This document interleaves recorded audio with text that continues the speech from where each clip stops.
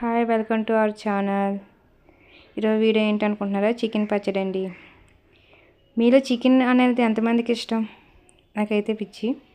అలానే daily cook చేసుకోలేం కదా, అందుకే చికెన్ పచ్చడి అనేది పెట్టుకోవడం మనకు నచ్చినప్పుడు తినొచ్చు అని చికెన్ పచ్చడి ప్రిపేర్. ప్రాసెస్లోకి వెళ్ళిపోతే 100 grams చికెన్, సాల్ట్, మెంతి పౌడర్, జీలకర్ర పౌడర్, జింజర్ గార్లిక్ పేస్ట్, ఆవపిండి, సరిపడ కారం అండ్ లెమన్ జ్యూస్, ధనియా పౌడర్, జీరా పౌడర్ అండ్ డీప్ ఫ్రైకి సరిపడా ఆయిల్. ప్రాసెస్లోకి ముందుగా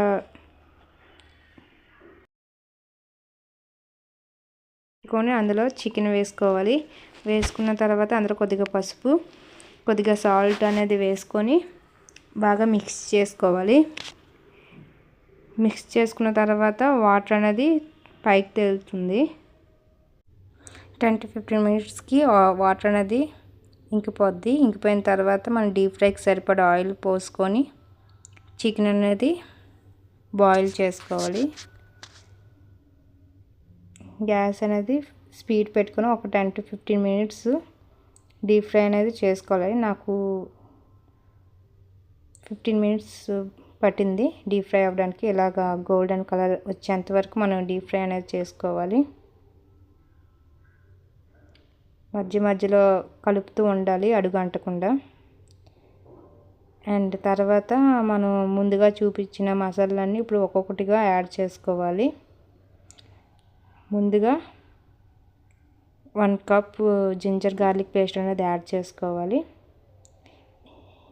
ఈ మసాలా పచ్చివాసన పోయేంత వరకు మనం డీప్ ఫ్రై చేసుకోవాలి. ఈ మిక్స్ చేసేటప్పుడు మాత్రం గ్యాస్ సిమ్లో పెట్టుకోవాలి. స్పీడ్లో అసలు ఉండకూడదు, సిమ్లోనే చేసుకోవాలి. ఇలా డీప్ ఫ్రై అయిన తర్వాత ధనియా powder 1 cup and garam masala and జీరా పౌడర్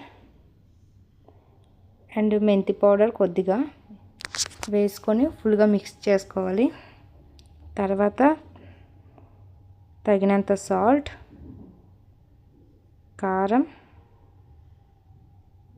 1 cup కారం అనేది యాడ్ చేసుకున్నాను నేను.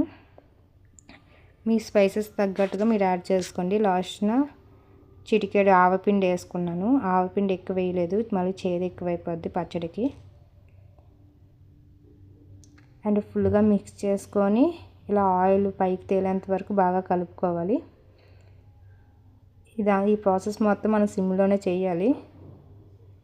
ఇలా ఆయిల్ మొత్తం పైకి తేలిన తర్వాత లాస్ట్గా లెమన్ జ్యూస్ అనేది ఇందులో యాడ్ చేసుకోవాలి. ఇలా యాడ్ చేసుకున్న తర్వాత స్టవ్ ఆపేసి మిక్స్ చేసుకొని ఫుల్గా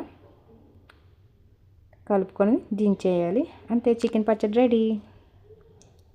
అండ్ వేడి అన్నంలో చికెన్ పచ్చడి అలా వడ్డించుకొని మీకు నచ్చిన వాళ్ళకి సర్వ్ చేయండి.